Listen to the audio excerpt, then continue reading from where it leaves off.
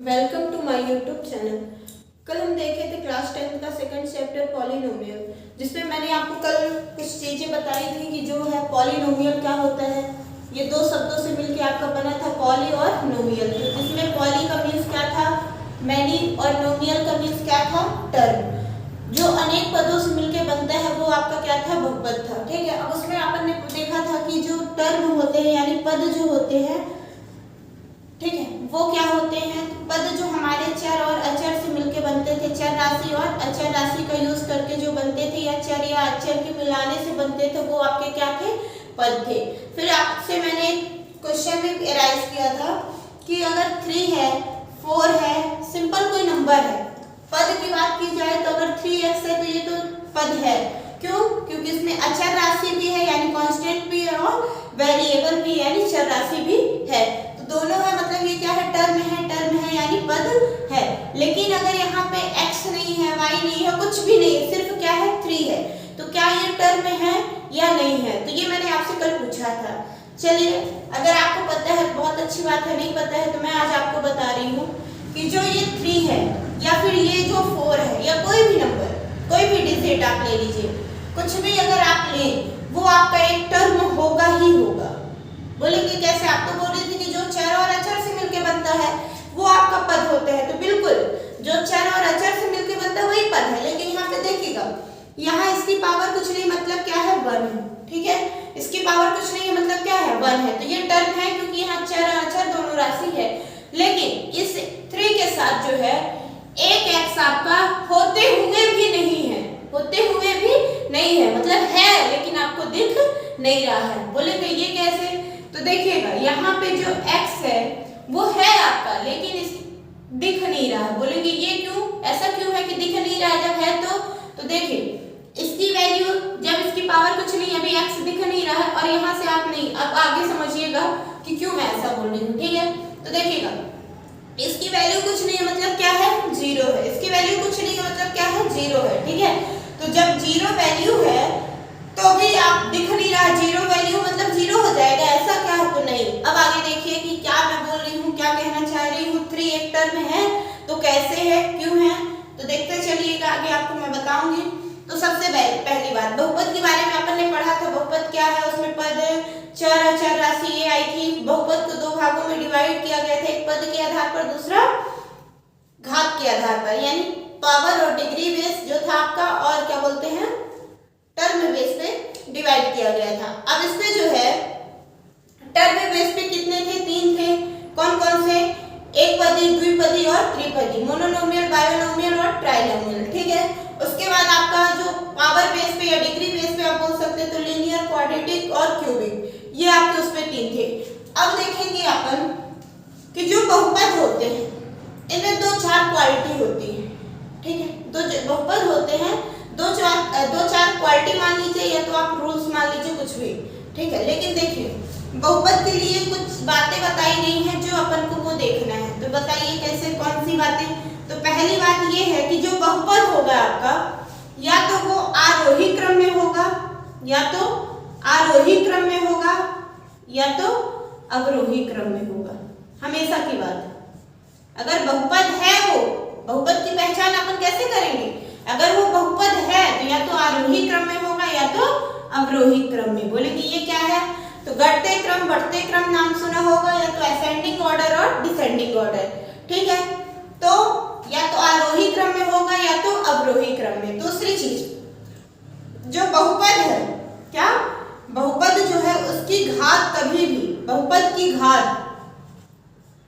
ऋणात्मक कभी नहीं होगी। बहुपद की जो घात है वो कभी भी ऋणात्मक नहीं होगी। ठीक है, तो 2 चीजें इस पे आप ध्यान रख सकते हैं। पहला क्या है, जो बहुपद है या तो आरोही क्रम में होगा या तो अवरोही क्रम में होगा, और जो बहुपद है उसकी जो घात होती है, कोई भी बहुपद है उसकी घात कभी भी ऋणात्मक नहीं होगी। तो देखिए कैसे, अगर मैंने यहाँ पे लिख दिया 2x + 3, ये हमारा बहुपद है, इसकी घात क्या है, कुछ नहीं, मतलब क्या है, 1 है। ठीक है, इसकी घात, इसके गुणांक में कुछ इसके बगल में अचर राशि आपकी है, बस चर राशि नहीं दी गई है, तो इसकी पावर कुछ नहीं थी, मतलब क्या है, 1 है। लेकिन अब देखिएगा, ये वाला भी कॉन्सेप्ट यहाँ से समझिएगा। फिर इसके आगे अभी बताती हूँ, 5x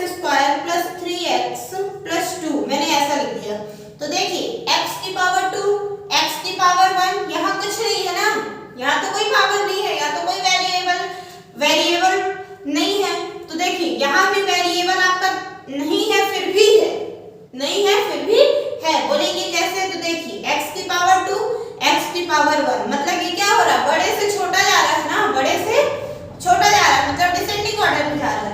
तो डिसेंडिंग ऑर्डर में जब जा रहा है तो इसकी पावर कुछ नहीं थी, मतलब 1 थी, तो बड़े से छोटा गया। अब यहाँ इसकी पावर कुछ नहीं है, फिर क्या है, 0 है। इसकी पावर कुछ नहीं है तो क्या है, 0 है। और आप जानते हैं कि जब किसी की भी पावर 0 होती है उसकी वैल्यू ऑलवेज 1 होती है। ठीक है, आप जानते हैं ये बात कि जब किसी की पावर 0 होती है तो उसकी वैल्यू हमेशा क्या होती है, 1 होती है। ठीक है, उसी प्रकार आप कब देखिए इसको सॉल्व अगर हम कर दें तो इनके बीच में कोई साइन नहीं, मतलब क्या है, मल्टीप्लाई का साइन है, ऐसा ऐसा कुछ लिखा है। ठीक है, 3x into x लिखा है। अब यहाँ पे कुछ नहीं है आपका, यहाँ पे आपका कुछ नहीं है, सिर्फ क्या है 2 into x की पावर 0, 2 into x की पावर 0। अब अपन को पता है कि 2 तो ठीक है, लेकिन जो x है इसकी वैल्यू क्या होती है, हमेशा किसी की भी पावर अगर 0 है, किसी वेरिएबल की पावर अगर 0 है उसकी वैल्यू हमेशा क्या होगी, 1 होगी। क्या होगी, 1। तो देखिए यहाँ x की पावर कुछ नहीं, मतलब क्या है 1, तो 2 1 जा 2, और इसीलिए ये आपका ऐसा लिखा होता है क्या, सिर्फ 5x square plus 3x plus 2। ठीक है, मतलब ये भी आपका क्या है, एक वेरिएबल नहीं दिख रहा है, फिर भी इसमें वेरिएबल छुपा हुआ है। वेरिएबल और कांस्टेंट दोनों मिलके बने हैं, मतलब आपका टर्म है, कोई भी नंबर होगा वो टर्म होगा। इसके बगल में कुछ नहीं, मतलब क्या है, x की पावर 0 है, वो आपको दिख नहीं रहा लेकिन है। ठीक है, और x की पावर 0 क्यों है, तो इसकी वैल्यू हमेशा क्या होती है, 1 होती है। तो 4 into 1 कर दे तो क्या आया, 4 ही आ गया। ठीक है, इसलिए ऐसा लिखा होता है, बाकी टर्म होते हैं। तो आप लोग को समझ आया होगा कि जो नंबर है वो भी आपके टर्म होते हैं, उसमें वेरिएबल दिखे या ना दिखे फिर भी वो आपके टर्म है। जैसा कि डिफिनेशन में बोला गया है, किसके, पद के, यानी टर्म के डिफिनेशन में, कि जो राशियां चर और अचर राशियों से मिलके बने होते हैं, जो बहुपद चर और अचर राशि से मिलके पद बने होते हैं, वो आपके क्या कहलाते हैं, पद। ठीक है, जो चर और अचर राशि से मिलके बनते हैं वो आपके पद कहलाते हैं। ठीक है, तो यहाँ तो जहाँ चर और अचर राशि वो तो ठीक है पद, लेकिन जहाँ पे नहीं था वो भी उनके साथ कुछ नहीं था, मतलब क्या था, x की पावर 0 थी और उसकी वैल्यू क्या है, 1 है। ठीक है, उसकी वैल्यू क्या है, 1 है। तो वहाँ 1 होने के बाद उसका मल्टीप्लाई कर देंगे, अगर उससे सपोज 6 है, इसके साथ कुछ नहीं है, 6 की पावर x इंटू x की पावर क्या है, 0 है, और इसकी वैल्यू कुछ नहीं है, मतलब क्या है, 1 है। तो 6 इंटू क्या, 1, 6 1 जा 6, इसलिए ये ऐसा लिखा होता है, पर होता रियलिटी में ऐसा है। ठीक है, तो समझ आया होगा कि टर्म है कि या नहीं है। ठीक है, अब आगे देखते हैं, बात करते हैं जो अपन ने बोला कि जो बहुपद है, ये तो 0 टर्म वाली बात हो गई कि उनकी पावर की बात हो गई, जो कुछ नहीं है तो क्या है, 0 है। ठीक है, नहीं दिखता है, मतलब वहां पे x की पावर 0 होता है, इसलिए वहां मल्टीप्लाई करके 1 मिलता है, और 1 के साथ किसी को मल्टीप्लाई होता है तो सेम वैल्यू मिलती है। अब देखिए अपन ने क्या बोला कि जो आपके पॉलिनोमियल्स हैं वो आपके या तो आरोही क्रम में होंगे या तो अवरोही क्रम में, मतलब असेंडिंग ऑर्डर होंगे या तो डिसेंडिंग ऑर्डर होंगे। तो देखिएगा कैसे, मैंने लिखा 5x³ plus 2x square plus 3x plus 4। ठीक है, दूसरा मैंने लिख दिया ऐसे समथिंग 5 प्लस 8x, ठीक है, plus 9x square plus 12x³। ठीक है, तो सबसे ज्यादा अगर आप देखे होंगे क्वेश्चन तो ये नहीं, ये क्वेश्चन, ऐसे क्वेश्चन आपको ज्यादा दिखते हैं। मतलब क्या, जिनकी पावर बड़े से छोटे जाए, जिनकी पावर क्या हो, बड़े स्टेप से छोटे जाते जाए। पावर किसकी होगी हमेशा, तो पावर हमेशा किसकी होगी, वेरिएबल की होगी, यानी जो आपकी चर राशियां होंगी उनकी क्या होगी, पावर होगी। ठीक है, अब ये भी सही तो आपका ये भी है, लेकिन देखने के लिए आपको ज्यादातर कौन से क्वेश्चन मिलते हैं, मतलब जिनकी पावर बड़े से छोटे जाती, ना कि छोटे से बड़े वाले। बाकी आपका अगर बहुपद है वो आरोही क्रम में या तो अवरोही क्रम में ही होगा। आपके लिए एक नंबर को ऑब्जेक्टिव ऐसे ही पूछता, कुछ आपसे क्वेश्चन लिख दिया इधर उधर और उसमें पूछ ले कि ये बहुपद है कि नहीं है, तो वो आपको पहचानना पड़ेगा बहुपद के नियम द्वारा कि वो आरोही क्रम में है या नहीं है, अवरोही क्रम में है या नहीं है। उसके बाद दूसरी चीज देखिएगा, अब यहाँ पे जो बहुपद की घात है, जो बहुपद में इसमें जो वेरिएबल की वैल्यू दी गई है, पावर दी गई है, वो किसी में भी आपको निगेटिव नहीं दिख रही होगी। क्या दिख रही है, नहीं दिख रही, तो इसमें जो पावर होगी वो निगेटिव किसी में नहीं है। इसकी भी पावर कुछ नहीं मतलब 1 है, इसकी पावर 2 है, इसकी पावर 3 है, इसकी पावर 3, इसकी पावर 2, इसकी पावर कुछ नहीं मतलब क्या है 1 है, ठीक है। और यहाँ कुछ नहीं मतलब क्या है x की पावर 0, यहाँ भी कुछ नहीं मतलब x की पावर 0।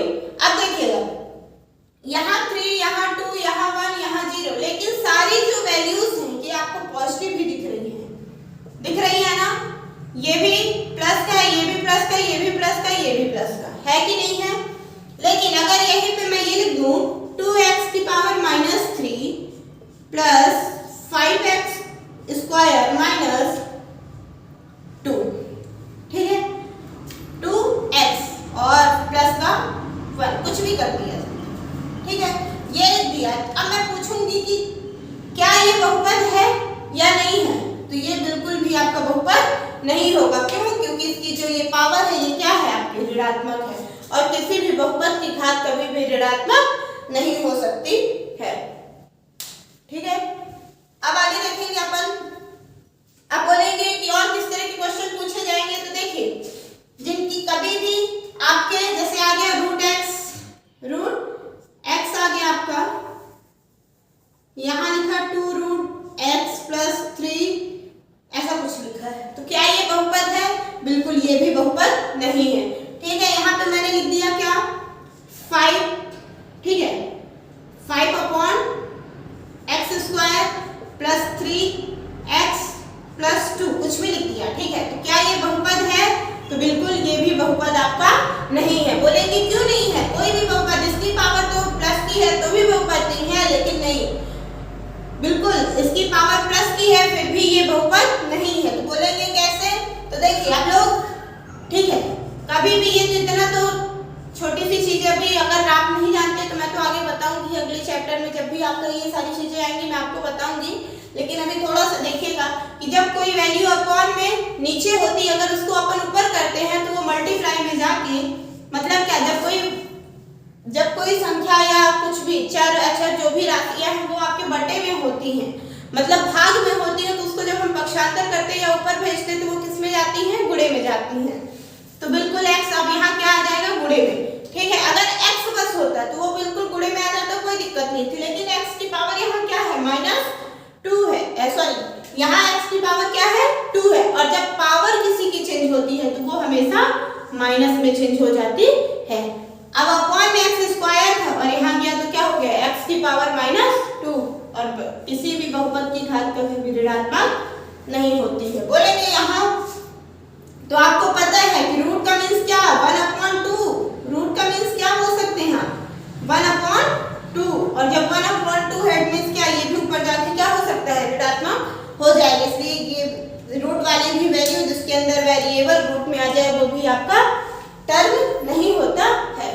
तो क्लियर हुआ होगा आप लोग को कि वेरिएबल क्या है, उनके जो टर्म है वो सारी चीजें क्या है, ठीक है। बहुपद लिखने का तरीका क्या है, कौन से बहुपद होते हैं, कौन से बहुपद नहीं होते, तो जो आरोही अवरोही होंगे वो बहुपद नहीं है, जिनकी घात ऋणात्मक है वो बहुपद नहीं है। तो बोलेंगे फिर जब ये बहुपद नहीं है तो ये है क्या? तो बिल्कुल मैं ये भी आपको बताऊंगी, ये आपके बहुपद नहीं है, लेकिन जो निगेटिव है, भाई मैथ में तो अपन पढ़ते हैं, बहुपद नहीं फिर भी पढ़ते हैं, निगेटिव वैल्यू भी आती है, पॉजिटिव वैल्यू भी पावर की आती है, लेकिन जो निगेटिव वैल्यू होती है वो बहुपद नहीं है, या रूट वाली जो वैल्यू है वो आपकी बहुपद नहीं है। तो फिर इनको क्या बोलेंगे? तो बिल्कुल इनको अपन क्या बोलेंगे? व्यंजक। क्या बोलेंगे? व्यंजक। ये क्या होते हैं? व्यंजक, ठीक है। तो जिनकी पावर माइनस होती है, जिनकी पावर किसकी होती है? माइनस की होती है, वो आपके क्या होते हैं? व्यंजक होते हैं, ठीक है। अब देखिएगा आगे, अपन ने अभी तक क्या देख लिया? टर्म में चर अचर, बहुपद के लिखने के तरीके क्या है ना, बहुपद कौन सा है, बहुपद की पहचान अपन कैसे करेंगे, ये सारी चीजों के बारे में अभी अपन ने देखा। अब देखिएगा जो है, ठीक है, अब देखेंगे कि आखिर ये गुणांक क्या होते हैं। आपके एक्सरसाइज में क्वेश्चन दिया रहता है कि निम्न बहुपद में से गुणांक लिखिए, या x² के गुणांक को बताइए, x के गुणांक को बताइए। तो ये गुणांक क्या है, यानी कोएफिशिएंट क्या होता है, ये देखेंगे, ठीक है। तो ये गुणांक क्या है? देखिए अपन ने एक लिखा पॉलिनोमियल्स लिख दिया क्या, ठीक है। आप बोलेंगे बार बार आप 5 ही लिख रही हैं, चलिए 5 नहीं लिख रही, हटा दे रही 5, ठीक है, कुछ और लिख दे रही हूँ, 7 लिख दे रही हूँ, 7x3, ठीक है, minus 2x² plus 9x plus 4, कुछ भी लिख दिया, ठीक है। अब देखिए किसकी बात की अपन, ये बहुपद है कि नहीं है, तो बिल्कुल ये बहुपद है। क्यों? क्योंकि इसकी पावर सारी क्या है, पॉजिटिव है, और ये बहुपद के नियम को भी, रूल को भी क्या कर रहा है, फॉलो कर रहा है, मतलब ये भी आपके आरोही या तो अवरोही क्रम में से है। और दूसरी चीज इसकी भी पावर को माइनस नहीं है, ना तो कोई वैल्यू रूट में है, तो ये क्या है, आपका बहुपद है। और एक चीज हाँ देखिएगा, उसमें जैसे अपन ने ये बोल दिया कि 3√x + 9 ऐसा कुछ आ गया, तो ये बहुपद नहीं है, ये बहुपद नहीं है। लेकिन यहीं पे ऐसा कुछ आ जाता कि √3 और x + 9 ऐसा कुछ होता, तो ये बहुपद होता, ये बहुपद होता। सिर्फ रूट के अंदर देखिए यहाँ पे क्या आ रहा है, अचर राशि आ रही है ना, रूट के अंदर क्या आ रही है, अचर राशि आ रही है, तो ये बहुपद है। क्यों? क्योंकि उसकी पावर से हमको कोई मतलब नहीं है, इसकी पावर कुछ भी आएगी, निगेटिव आए पॉजिटिव आए, इससे मतलब नहीं है। पावर किसकी निगेटिव या पॉजिटिव नहीं हो, निगेटिव नहीं होनी चाहिए। तो आपके चर राशि की यानी x y जो लेते हैं आप अल्फाबेट लेते हैं, उनकी पावर कभी भी निगेटिव नहीं होनी चाहिए। तो यहाँ पे इससे कोई मतलब नहीं, x तो आपका x की पावर कुछ नहीं, मतलब क्या था यहाँ 1 था ना, x की पावर कुछ नहीं मतलब क्या 1। लेकिन यहाँ पे जो x है वो किसके अंदर है, रूट के अंदर, और जब इसको सॉल्व करेंगे तो इसकी पावर किस पे जाएगी, निगेटिव जाएगी, इसलिए ये पॉलिनोमियल नहीं है, लेकिन ये पॉलिनोमियल है। याद रखिएगा इन बातों को भी। अब देखेंगे अगला अपना कोफिशिएंट के बारे में, यानी गुणांक के बारे में, कि ये गुणांक क्या होता है, कोफिशिएंट क्या होता है। तो देखिए यहाँ पे दे दिया x3, यहाँ पे दे दिया x², और यहाँ पे दे दिया x की पावर कुछ नहीं मतलब 1, यहाँ पे कुछ नहीं दिया, x की पावर मतलब 0, ठीक है। तो इससे आपको कभी भी क्वेश्चन नहीं पूछेगा, इससे आपको कभी भी क्वेश्चन नहीं पूछेगा, इनमें नहीं पूछता है कि x क्या, हाँ x से लगभग पूछ सकता है, बाकी इस वाले डरने से नहीं पूछता है, क्योंकि वो x आपको वहां पे दिखता नहीं है।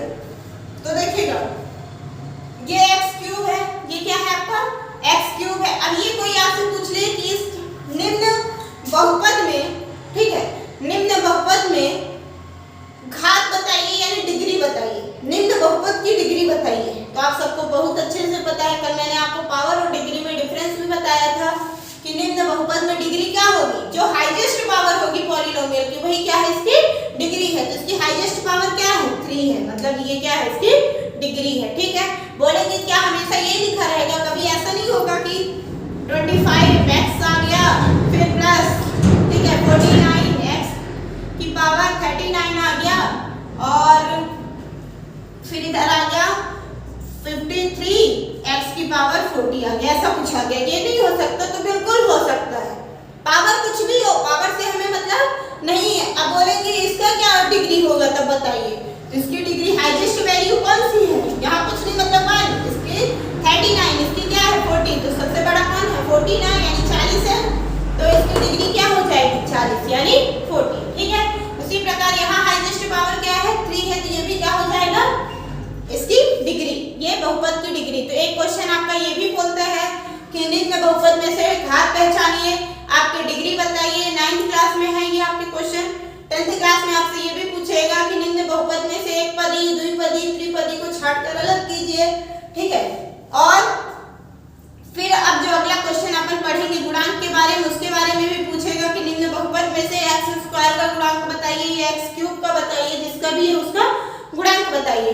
तो देखिए गुणांक मतलब क्या, गुणांक में एक आपको शब्द दिख रहा होगा गुणा, गुणांक में क्या दिख रहा होगा, गुणा, गुणा यानी मल्टीप्लाई, क्या गुणा यानी मल्टीप्लाई। तो देखिएगा याद रखिएगा, इसकी कोई ऐसी खास डेफिनेशन है नहीं, पर मैं आपको बताने की कोशिश कर रही हूँ कि जो x के साथ यानी किसी चर राशि के साथ गुणे में आए, जो ऐसी संख्या जो चर राशि के साथ गुणे में आए, ठीक है, ऐसी संख्या जो चर राशि के साथ गुणे में आए वही उसका गुणांक कहलाती है। तो देखिए बोलेंगे कैसे, ये आपकी चर राशि है, इसके साथ बताइए 7x³ में अगर मैं इसको तोड़ के लिखना चाहूँ तो 7 × x³ लिखूंगी कि नहीं लिखूंगी, 7 × x³ लिखूंगी कि नहीं लिखूंगी, ठीक है, ठीक है। तो 7 × x³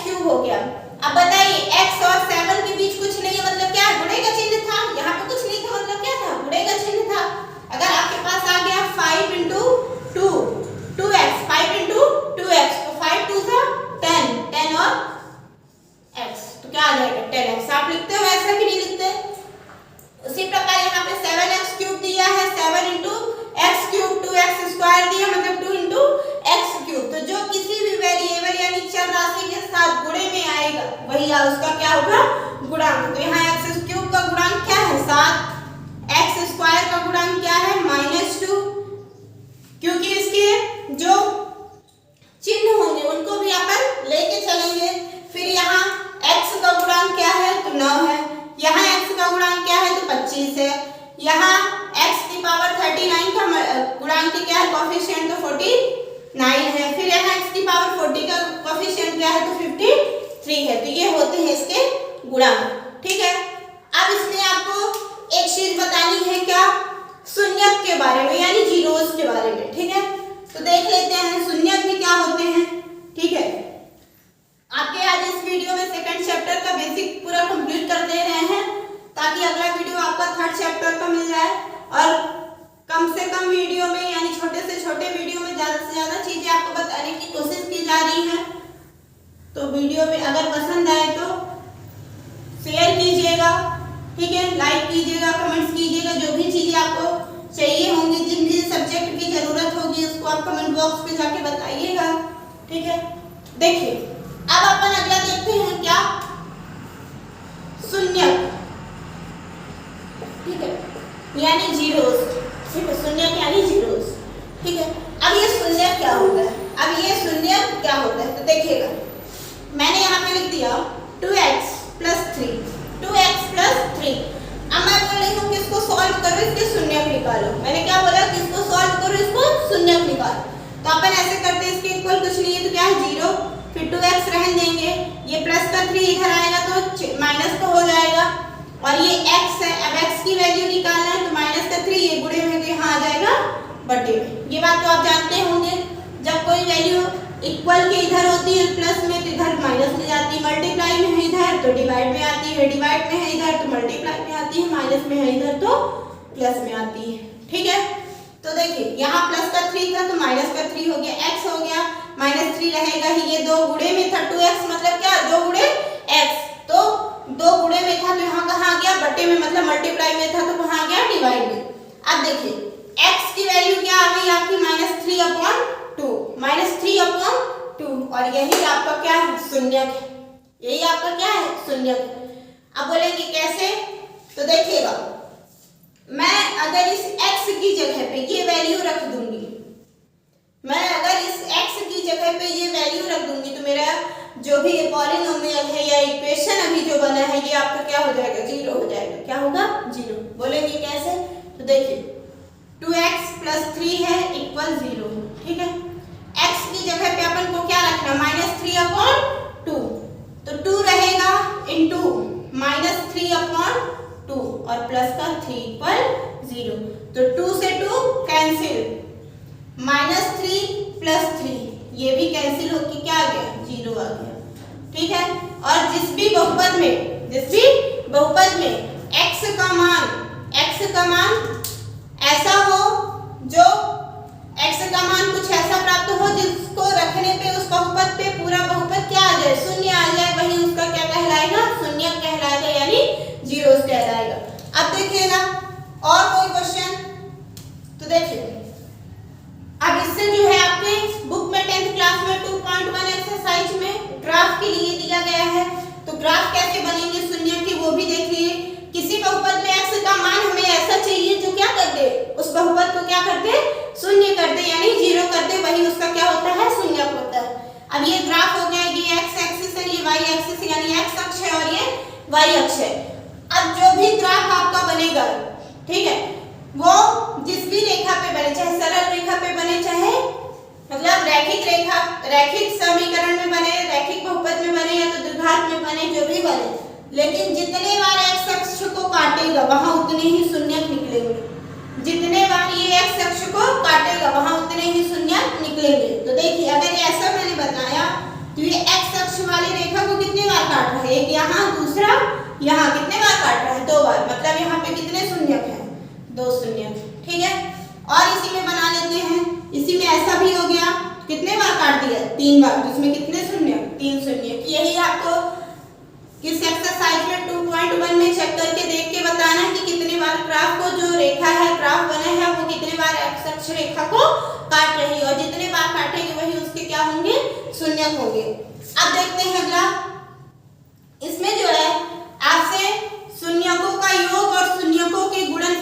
में भी बात किया है।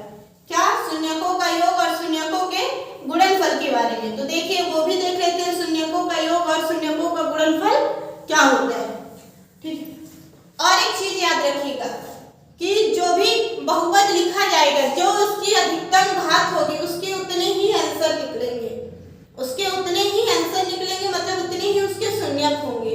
जैसे आपका आ गया 9x cube plus 3x square minus 2x plus 4, ऐसा कुछ आ गया। इसमें जो हाईएस्ट पावर क्या है? 3 है, मतलब इसको जब अपन सॉल्व करेंगे तो इसमें 3 शून्यक निकलेंगे। 3 शून्यक निकलने का मतलब x की 3 वैल्यू निकलेगी। x की कितनी वैल्यू निकलेगी? 3 वैल्यू।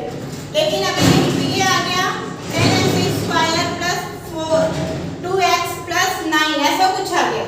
अब इसकी हाईएस्ट पावर क्या है? 2 है ना? क्या है? 2 है। और जब इसकी हाईएस्ट पावर जो 2 है, इसमें मतलब x के कितने मान निकलेंगे? 2 मान निकलेंगे। x के कितने मान निकलेंगे? 2 मान निकलेंगे। अभी इससे पहले अपन ने सॉल्व किया था 2x प्लस 3, ऐसा सॉल्व किया तो इसकी हाईएस्ट पावर कुछ नहीं थी, मतलब क्या था? 1 था। तो इसमें सिर्फ x के कितने मान आए थे? 1 मान आया। ठीक है। तो ये होती हैं चीजें, ये भी ध्यान रखिएगा। उसके बाद देख रहे हैं अपन क्या? शून्यकों का योग और शून्यकों का गुणनफल। शून्यकों का योग और शून्यकों का गुणनफल। तो देखिएगा इसमें जो x की वैल्यू आती है, क्योंकि ये आपका ज्यादातर इस चैप्टर में द्विघात समीकरण का यूज किया गया है, और उसका अगर व्यापक रूप देखें तो वो इस प्रकार है ax square plus bx plus c, ax square plus bx plus c। ये किसके लिए है? तो जैसे आपका आ गया 9x square plus 7x minus 3, ऐसा कुछ आ गया। ठीक है। तो आपके इस चैप्टर में सिर्फ ऐसी चीजें ही ज्यादातर दी हुई हैं। ठीक है। ऐसे के लिए इसकी हाईएस्ट पावर क्या है? 2 है, मतलब ये क्या है? द्विघात बहुपद है। इसकी अधिकतम घात क्या है? 2 है, मतलब क्या है? द्विघात बहुपद है। और इसका अगर व्यापक रूप मैथ में लिखना चाहे तो x square plus bx plus c। अब यहाँ से कोई पूछे कि a की वैल्यू क्या है, इस इक्वेशन को देख के बताइए, इस पॉलिनोमियल को देख के बताइए। x स्क्वायर का गुणांक क्या है? a। तो यहाँ x स्क्वायर का गुणांक क्या है? 9, मतलब a की वैल्यू क्या आ गई? 9 यानी 9। ठीक है। उसके बाद यहाँ पे x का गुणांक क्या है? b। तो यहाँ पे x का गुणांक क्या है? 7, तो b की वैल्यू क्या आ गई? 7। c का गुणांक, c के साथ कोई नहीं है, मतलब c अलग है ना। और यहाँ भी c जो है ये आपका लास्ट वाला ऐसा जिसमें x नहीं दिख रहा है, तो यहाँ भी x नहीं दिख रहा है, यहाँ भी x नहीं दिख रहा, मतलब c की वैल्यू क्या हो जाएगी? -3। तो ये याद रखिएगा। अब इसमें जो पूछता है, देखिए इसमें हाईएस्ट पावर, अब इसके कितने आंसर निकलेंगे, यानी शून्यक कितने निकलेंगे? 2 शून्यक निकलेंगे। क्यों? क्योंकि अधिकतम घात कितनी है? 2, और उसी में से अधिकतम घात को ही इसमें अल्फा और एक को बीटा माना है, एक को अल्फा माना है, एक को बीटा माना है। अब शून्यकों का योग, शून्यकों का योग, ठीक है, और शून्यकों का गुणनफल, 2 चीजें दिया है इसमें, शून्यकों का योग और शून्यकों का गुणनफल। तो शून्यकों का जब आपका क्या होगा? शून्यकों का योग, ठीक है, और शून्यकों का गुणनफल। यहाँ पे क्या देखते हैं? शून्यकों का गुणनफल।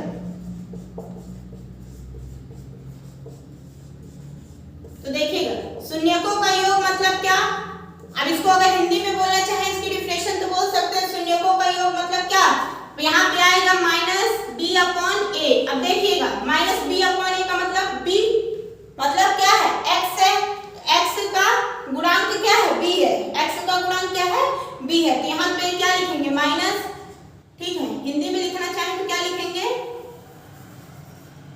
माइनस x का गुणांक, माइनस x का गुणांक बटे a था, a क्या है? x स्क्वायर का गुणांक है ना, तो माइनस x का गुणांक बटे x स्क्वायर का गुणांक, क्या लिखेंगे? माइनस x का गुणांक बटे x स्क्वायर का गुणांक। ठीक है। अब इसी को अगर मैथ में तो अल्फा प्लस बीटा इक्वल क्या आ जाएगा? -b/a। ये आपका क्या हो गया? शून्यकों का योग। ठीक है। अब इसको कैसे अपन क्वेश्चन में सॉल्व करेंगे, कैसे लिखेंगे, क्या कैसे निकलेगा, इन सारी चीजों के बारे में तो आपको आता होगा, नहीं आता तो आप जाके कमेंट बॉक्स पे बताइएगा, मैं इसका भी वीडियो आपको दूंगी। ठीक है। और शून्यकों का गुणनफल मतलब क्या? अचर पद बटे x स्क्वायर का गुणांक। इसमें क्या होता है? अचर पद बटे x स्क्वायर का गुणांक। तो अचर पद क्या है आपका? यहाँ पे अचर पद क्या है आपका? -3 ना, मतलब -3 किसकी वैल्यू थी? सी की। तो यहाँ अल्फा इंटू बीटा इक्वल क्या आ जाएगा? सी अपॉन ए। ये हो गया क्या? शून्यकों का गुणनफल। चाहे आप ये लिखिए चाहे आप ये लिखिए, ठीक है, मतलब ये शून्यकों का योग चाहे ये लिखिए चाहे हिंदी में लिखिए, और शून्यकों का गुणनफल चाहे ये लिखिए चाहे ये लिखिए, दोनों चीजें सेम है। तो आप लोग को सेकंड चैप्टर का पॉलिनोमियल के बारे में जो भी, ठीक है, बेसिक इंट्रोडक्शन था इसका मैंने दे दिया है। आपको समझ आया हो तो जाके चैनल को सब्सक्राइब कीजिएगा और लाइक कमेंट्स कीजिएगा। जो भी चीजें आपको जरूरत होंगी वो जाके कमेंट बॉक्स पे बताइएगा, मैं उसका भी वीडियो आपको दूंगी।